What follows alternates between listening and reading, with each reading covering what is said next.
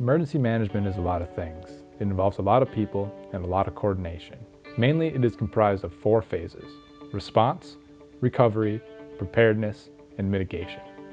Emergency management is also made up of 3 different identities: the academic discipline, the emerging profession, and the distributive function. So how do these identities come to be? The academic discipline is the study of how humans interact, create, and cope with hazards, vulnerabilities, and other associated events. This can lead to helping inform practitioners on methods of best practice when they're in the field. The academics do help the profession learn from previous experiences. The profession is the managerial function charged with creating the framework within which humans, organizations, and government reduce vulnerability to hazards and cope with hazard events. The many tasks and activities that make up an emergency management program are distributed across the entities and organizations that are responsible for it. The distributive function includes such entities as fire and EMS. It also includes individuals and households.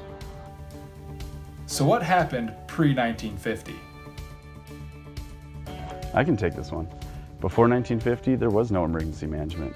Communities were left to fend for themselves, disasters were seen as an act of God, and because of that, people felt helpless to do anything about it.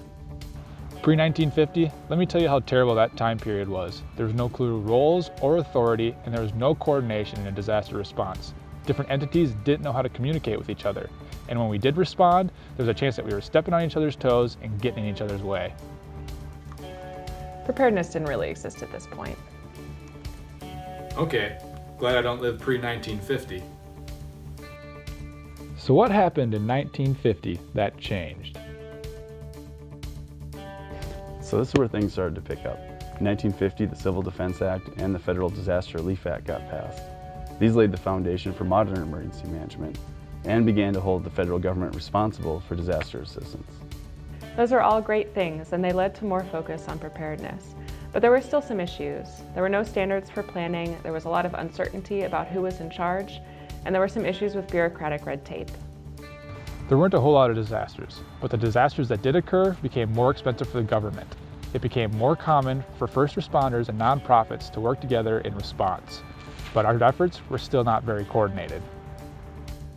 Okay, so pre-1950 wasn't great, and 1950 was a little bit better. So what about, say, 1979? 1979-2000, those are great years. Well, 1979 was the year that FEMA, the Federal Emergency Management Agency, was created. Yes, but the Stafford Act also offers a broad range of funding opportunities from the federal government to encourage emergency management at the state and local levels.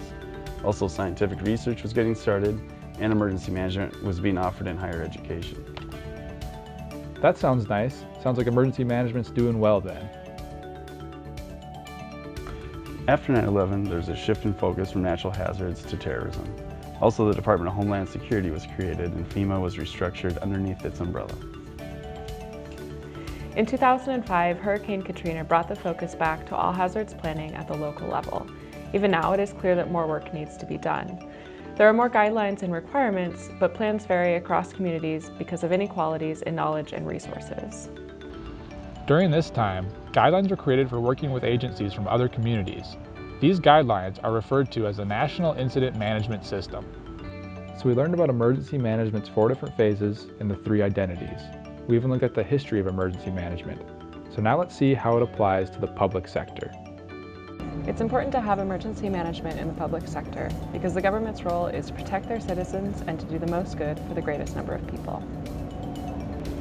Emergency management also helps communicate a clear message to the community and coordinate efforts between responders and other entities in the case of a disaster. Research should inform the decisions we make in emergency management. In the public sector, that research could improve laws and regulations and teach practitioners better methods. Hopefully you've learned something today about what emergency management is. Thank you all for watching and have a great day.